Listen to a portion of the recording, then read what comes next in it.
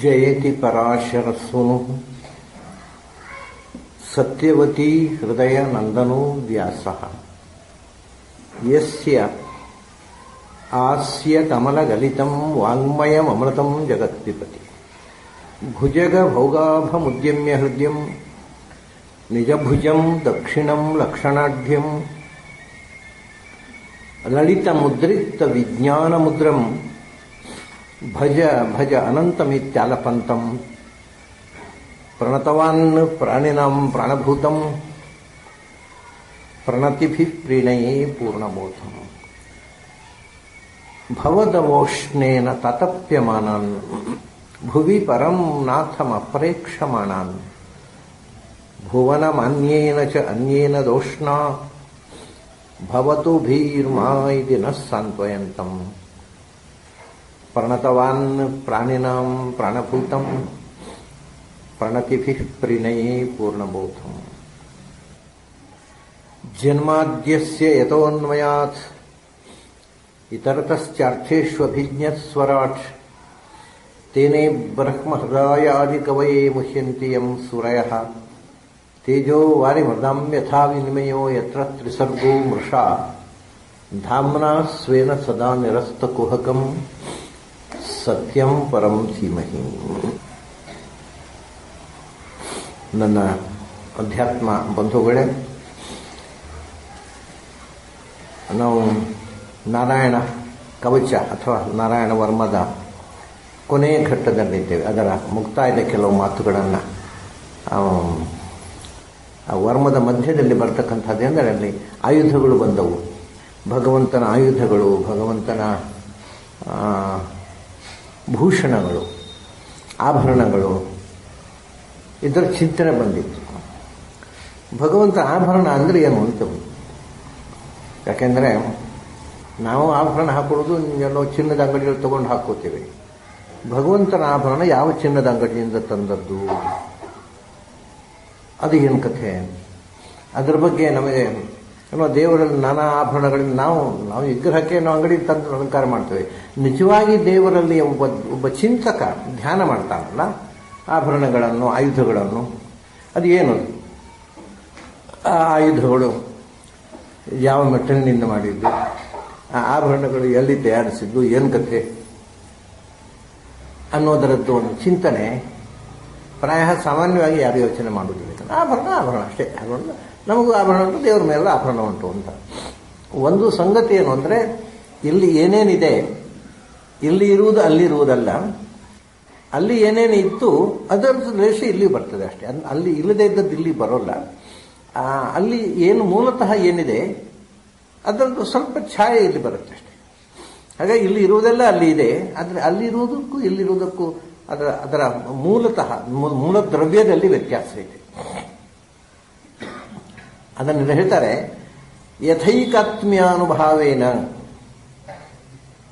ವಿಕಲ್ಪರಹಿತ ಸ್ವಯಂ ಭೂಷಣಾಯುಧಲಿಂಗಾಖ್ಯಾ ಧಕ್ತೆ ಶಕ್ತಿ ಸ್ವಮಾಯಯ ಅಂತ ಅಲ್ಲಿ ಹೇಳ್ತಾನೆ. ಭಗವಂತನಲ್ಲಿರ್ತಕ್ಕಂಥ ಅವಯವಗಳು ಇದಕ್ಕೇನು ವ್ಯತ್ಯಾಸ ಇಲ್ಲ. ಅವು ಜ್ಞಾನಾನಂದಮಯವಾಗಿರ್ತಕ್ಕಂಥ ಅವಯವಗಳು. ನಮ್ಮ ಅವಯವಗಳು ಹಾಗೆ ಪಂಚಭೂತಗಳಿಂದ ನಿರ್ಮಿತವಾದ ಅವಯವ ಅಲ್ಲ, ಅದು ಗೊತ್ತಿದೆ. ಅದನ್ನು ಹೇಳಿದ್ರು ಐಕಾತ್ಮ್ಯಾನುಭಾವೇನ.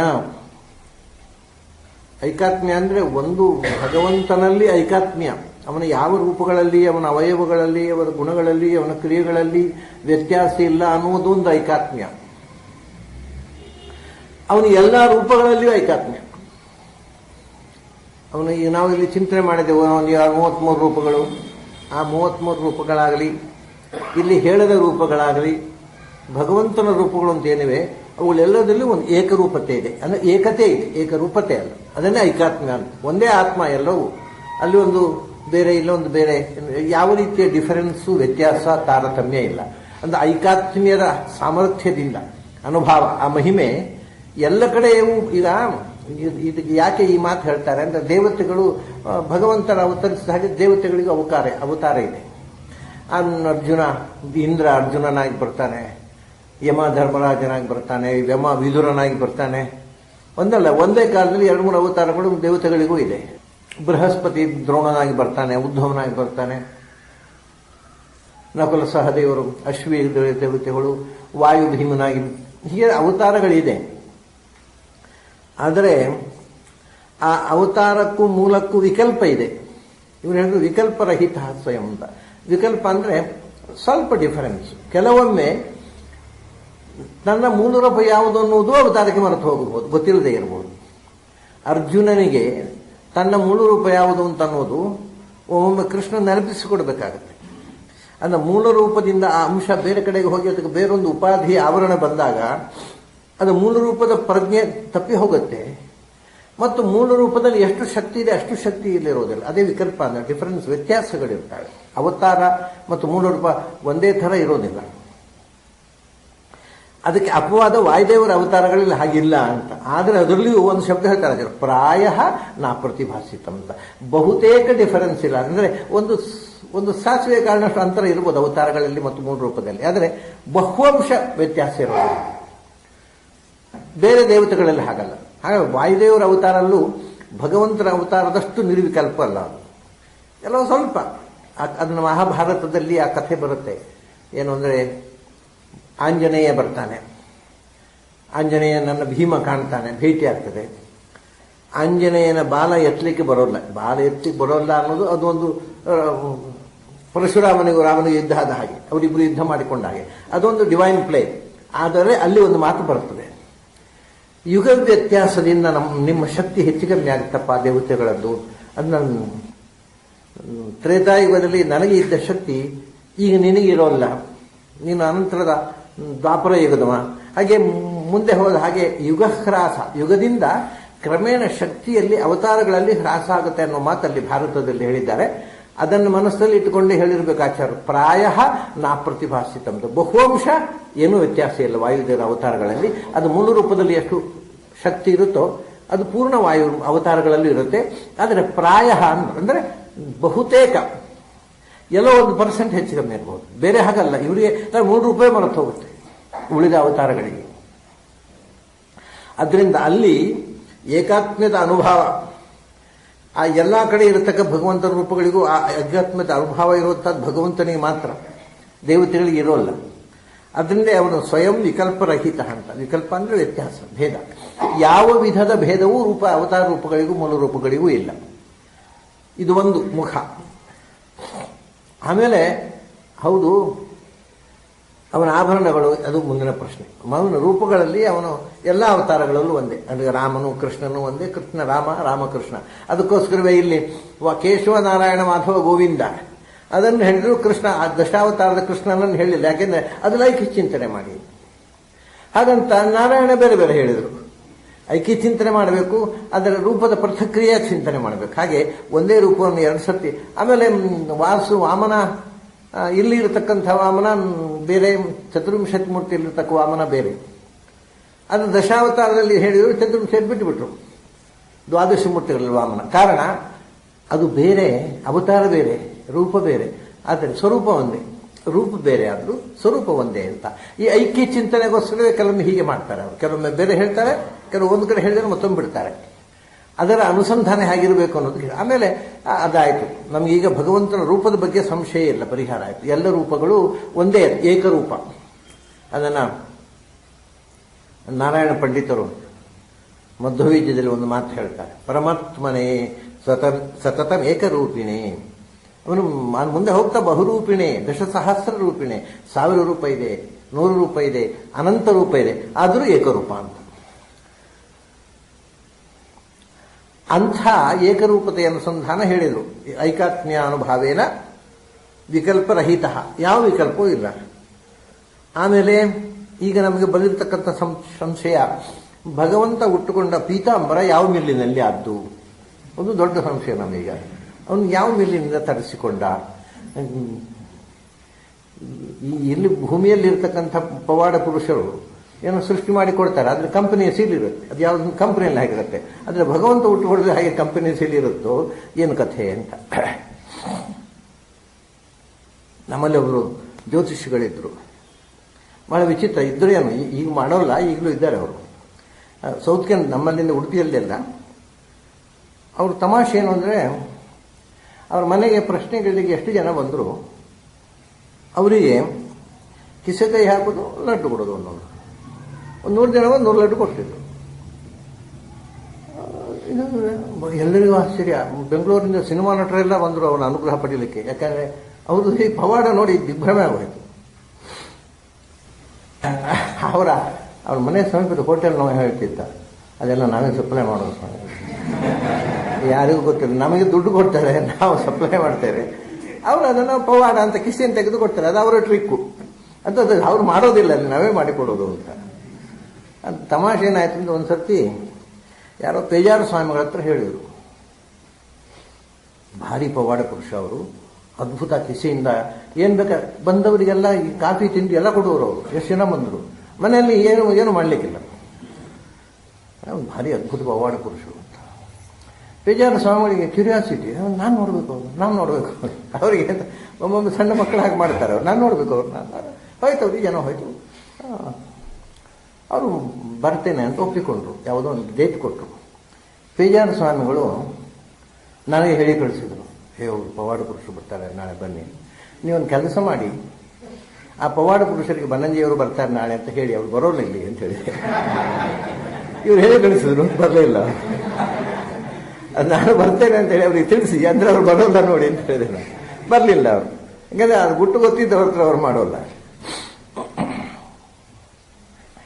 ಹಾಗೆ ಭಗವಂತ ಎಲ್ಲಿಂದ ಬಟ್ಟೆ, ಆ ಬಟ್ಟೆ ಎಲ್ಲಿಂದ ಬಂತು, ಆ ಆಭರಣಗಳು ಎಲ್ಲಿಂದ ಬಂತು, ನಾವು ಏನೋ ಅನುಸಂಧಾನ ಮಾಡ್ತೇವೆ. ಪೀತಾಂಬರ, ವಜ್ರ ಆಭರಣಗಳು, ಕೌಸ್ತುಭ, ಏನೇನೋ ಆಭರಣಗಳು ಎಲ್ಲ ಎಲ್ಲಿಂದ ಬಂತು.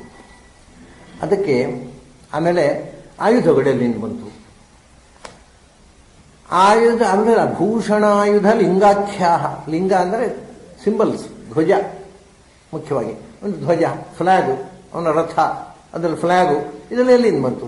ಏನೋ ಗರುಡ ಧ್ವಜ ಅಂತೀರಿ, ಅಂದರೆ ಜೀವಂತವಾದ ಗರುಡನೇ ಫ್ಲ್ಯಾಗೋ ಅಥವಾ ಫ್ಲ್ಯಾಗಿನಲ್ಲಿ ಗರುಡನ ಪೇಂಟಿಂಗು, ಏನದು ಅಂದರೆ ಒಂದು ಅನುಸಂಧಾನ ಬೇಕಲ್ಲ. ಇದೆಲ್ಲ ಏನು ಸ್ಥೂಲವಾಗಿ ಇದು ಯಾರು ತಲೆಗೆಡಿಸಿಕೊಳ್ಳದೆ ಅಂತ ಹೇಳಿಬಿಡ್ತಾರೆ. ಅದನ್ನು ನಾವು ಸೂಕ್ಷ್ಮ ವಿಚಾರ, ಏನು ಅದು ಒಂದು ಗರುಡ ಅಂದರೆ ಅದು ನಿಜವಾದ ಗರುಡನೋ ಅಥವಾ ಅದೇ ಈಗ ಸಾಮಾನ್ಯ ಈಗ ಧ್ವಜ ಅಂದರೆ ಏನು ಅಂದರೆ ಅದರ ಇವರನ್ನ ಚಿತ್ರ ಇರ್ತದೆ, ಅವ್ರ ಸಿಂಬಲ್ ಏನೋ ಚಿತ್ರ ಇರ್ತದೆ. ಹಾಗೆ ಗರುಡ ಧ್ವಜ ಅಂದರೆ ರಥದಲ್ಲಿ ಅವನ ಧ್ವಜದಲ್ಲಿ ಗರುಡನ ಚಿತ್ರ ಇದ್ರೂ ಆಗುತ್ತೆ. ಅದು ವಾಸ್ತವಿಕವಾಗಿ ಏನು ಅಂತ ಭಗವಂತನಲ್ಲಿ ನಾವು ಏನು ಅನುಸಂಧಾನ ಮಾಡಬೇಕು, ಈ ವಿಷಯವನ್ನು ಬಹಳ ಸ್ಪಷ್ಟವಾಗಿ ಇಲ್ಲಿ ಹೇಳಿಬಿಡ್ತಾರೆ. ಭೂಷಣಾಯುಧ ಲಿಂಗಾಖ್ಯಾಹ ದತ್ತೇ ಶಕ್ತಿ.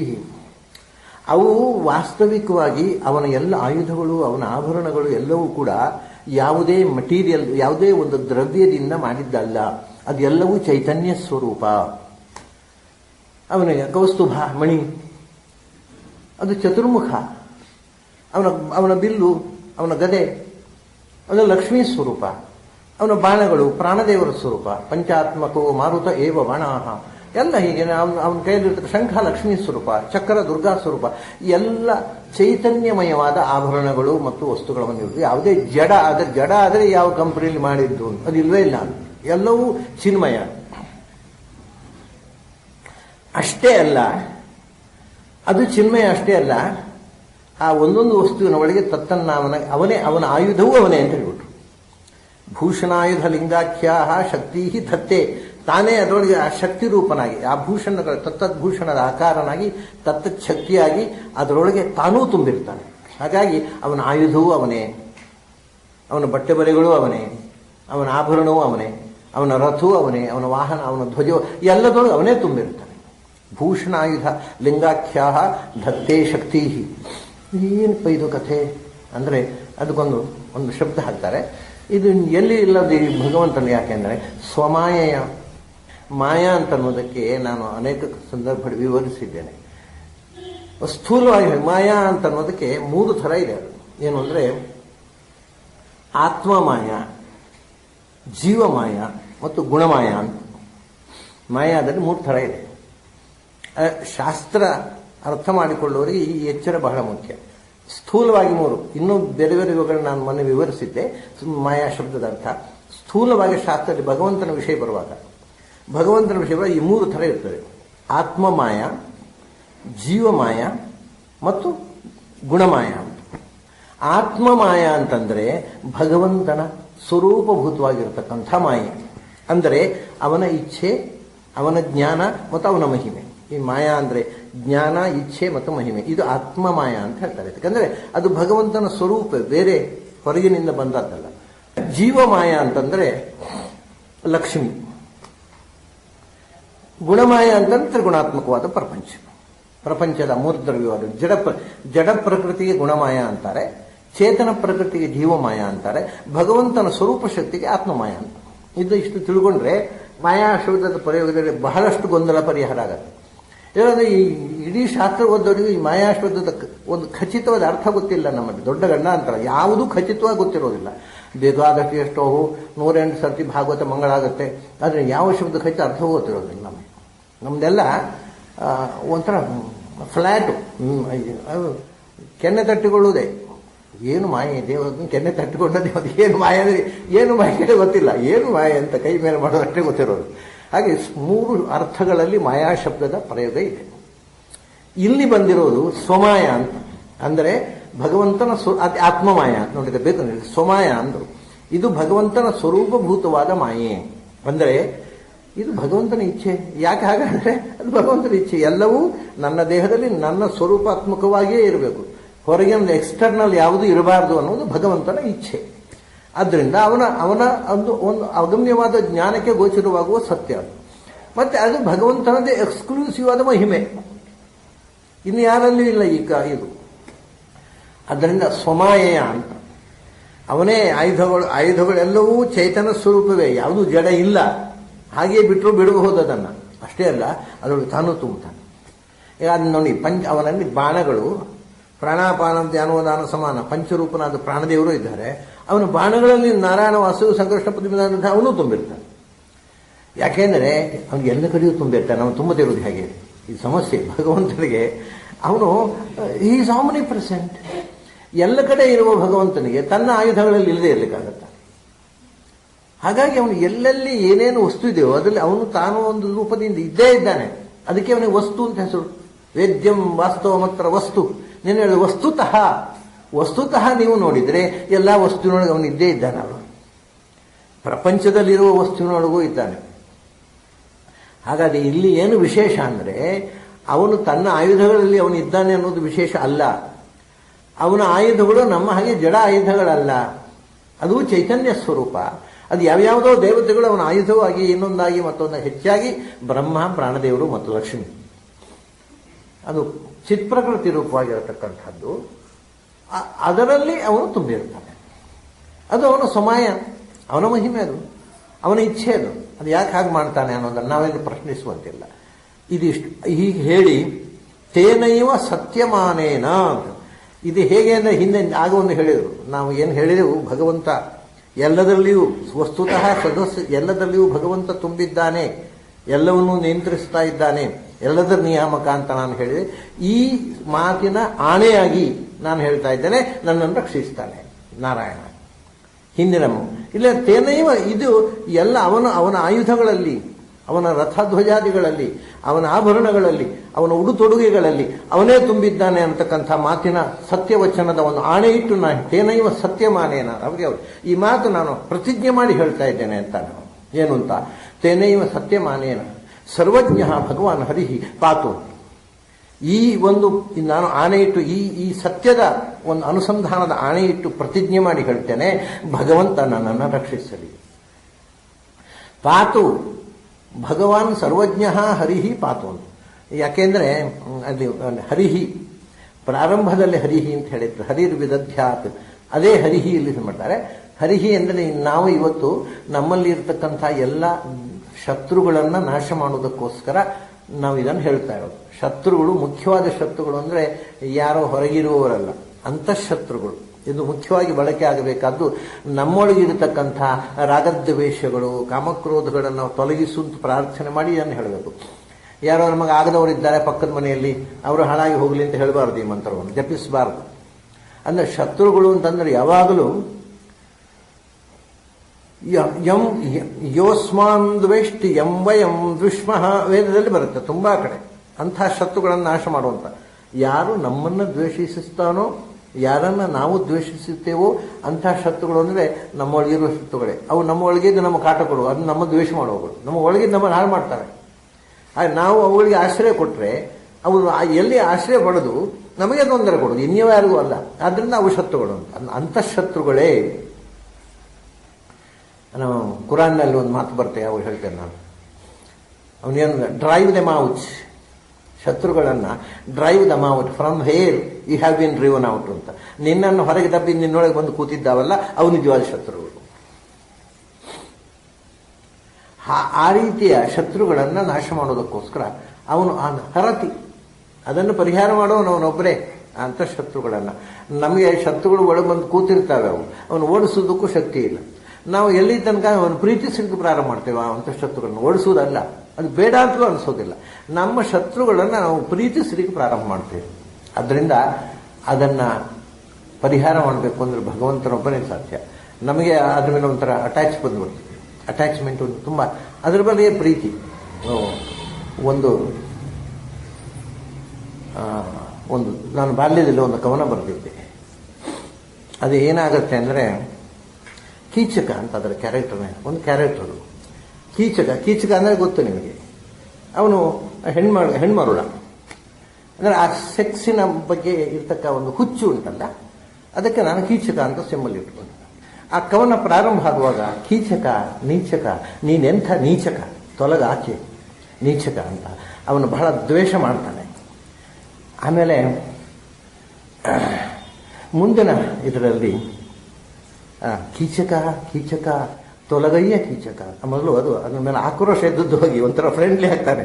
ಈ ಯಾಕಯ್ಯ ನನಗೆ ತೊಂದರೆ ಕೊಡ್ತಿ, ಕೀಚಕ ತೊಲಗಯ್ಯ ಕೀಚಕ, ಸ್ವಲ್ಪ ಹೋಗಯ್ಯ, ಭಾಳ ಉಪದ್ರ ಕೊಡಬೇಡ ನನಗೆ ಅಂತಾನೆ. ಕೊನೆಯ ಘಟ್ಟದಲ್ಲಿ ಕೀಚಕ ನೀನೆಂಥ ರೋಚಕ ತೊಲಗುವೆಯ ಕೀಚಕ ಅಂತ ಕೇಳಿದ್ರೆ, ಹೋಗ್ತೀಯ ನೀನು, ಇದ್ದು ಬಿಡೋ ಕೀಚಕ, ನೀನೇಕೆ ಹೋಗುವೆ ಅಂದರೆ ಇದು ನಮ್ಮ ಒಳಗಿರತಕ್ಕಂಥ ಒಂದು ರಾಗದ್ವೇಷಗಳನ್ನು ನಾವು ಬೆಳೆಸಿಕೊಳ್ಳುವ ಬಗೆ, ಅದನ್ನು ಕೊನೆ ಪ್ರೀತಿಸಿಬಿಡ್ತೇವೆ. ಅದಕ್ಕೋಸ್ಕರ ನಾನು ಅದು ಪದ್ಯ ಬರೆದೆ. ಅದು ಹೀಗೆ ಹೋಗುತ್ತೆ ಅಷ್ಟೇ, ಮುಖ್ಯ ಇಷ್ಟೇ. ಮೊದಲು ಕೀಚಕ ತೊಲಗಾಚೆ ಕೀಚಕ ಒಂದು, ಎರಡನೇ ತೊಲಗಯ್ಯ ಕೀಚಕ, ತೊಲಗುವೆಯ ಕೀಚಕ, ನೀನೆಂಥ ರೋಚಕ, ಎದ್ದು ಬಿಡೋ ಕೀಚಕ ಅಂತ ಹೇಳಿಬಿಡ್ತೇವೆ ನಾವು ಜೀವ. ಹಾಗೆ ನಾವು ನಮ್ಮ ರಾಗದ್ವೇಷಗಳನ್ನು ನಾವು ಪ್ರೀತಿಸಲಿ ಪ್ರಾರಂಭ ಮಾಡಿಬಿಡ್ತೀವಿ. ದ್ವೇಷಿಸಿದ್ರೆ ಅದು ಹೋಗಬೇಕು ಅಂತಲೇ ಅನಿಸೋದಿಲ್ಲ. ಅದೇ ನಮಗೊಂದು ಅಸೆಟ್ ಆಗಿಬಿಡ್ತದೆ. ನಮ್ಮೊಳಗಿರ್ತಕ್ಕ ರಾಗದ್ವೇಷವೇ ಒಂದೊಂದು ಅಸೆಟ್ ಆಗಿ ನಮ್ಮ ಅದರ ಬಗ್ಗೆ ಒಂಥರ ಹೆಮ್ಮೆ. ಹಾಗಿದ್ದಾಗ ಅದಕ್ಕೆ ಭಗವಂತನನ್ನು ಹರಿಹಿ, ಅದನ್ನು ಪರಿಹರಿಸಬೇಕು. ನಮ್ಮಿಂದ ಆಗೋಲ್ಲ ಅದು. ಯಾಕೆಂದರೆ ಅವನು ಸರ್ವಜ್ಞ ಭಗವಾನ್ ಹರಿಹಿ ಅಂತಾರೆ. ಯಾರಲ್ಲಿ ಏನಿದೆ, ಯಾವಾಗ ಅದನ್ನು ಪರಿಹರಿಸಬೇಕು ಅಂತ ಗೊತ್ತಿರುವವನು ಅವನೊಬ್ಬನೇ. ಅದರಿಂದ ನೀನು ಸರ್ವಜ್ಞ, ನೀನು ಅದನ್ನು ಪರಿಹರಿಸಬೇಕು ಅಂತ. ಪಾತು ಇಲ್ಲಿ ಮತ್ತೆ ಒಂದು ಮಾತು ಬರ್ತದೆ, ಪಾತು ಸರ್ವೈ ಸ್ವರೂಪ ಇರ್ಮಃ, ಸರ್ವತ್ರ ಸದಾ ಸರ್ವತ್ರ ಸರ್ವಗಃ ಅಂತ. ಪಾತು ಸರ್ವೈಹಿ ಸ್ವರೂಪೈಹಿ, ಭಗವಂತನನ್ನು ನಾವು ಉಲ್ಲೇಖ ಮಾಡಿದ ಇಷ್ಟೇ ರೂಪಗಳಿಂದ ಅಲ್ಲ, ಸರ್ವೈ ಸ್ವರೂಪೈಹಿ, ಭಗವಂತ ಅನಂತ ರೂಪಗಳಿಂದ ನನ್ನನ್ನು ರಕ್ಷಣೆ ಮಾಡಿ.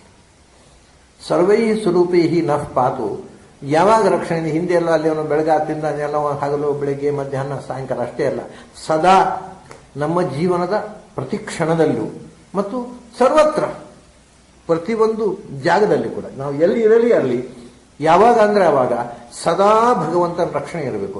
ಯಾಕೆ ಭಗವಂತ ಹೇಳ್ತಾನೆ ಅವನೊಬ್ಬನೇ ಸದಾ ಸರ್ವತ್ರ ಸರ್ವಗಃ, ಎಲ್ಲ ಕಡೆ ಇರುವವನೊಬ್ಬನೇ. ಉಳಿದವರು ಅಲ್ಲಿದ್ದರೆ ಇಲ್ಲಿಲ್ಲ, ಇಲ್ಲಿದ್ದರೆ ಅಲ್ಲಿಲ್ಲ. ಎಲ್ಲ ಕಡೆ ಇರುವ ಭಗವಂತ, ಎರಡು ವಿಷಯ, ಎಲ್ಲ ಕಡೆ ಇರುವ ಮತ್ತು ಎಲ್ಲವನ್ನು ಬಲ್ಲ ಭಗವಂತ ಅವನಾದ್ದರಿಂದ ಅವನು ನಮ್ಮನ್ನು ಸದಾ ರಕ್ಷಣೆ ಮಾಡಲಿ ಅಂತ ಈ ಪ್ರಾರ್ಥನೆ ಮಾಡಿತು.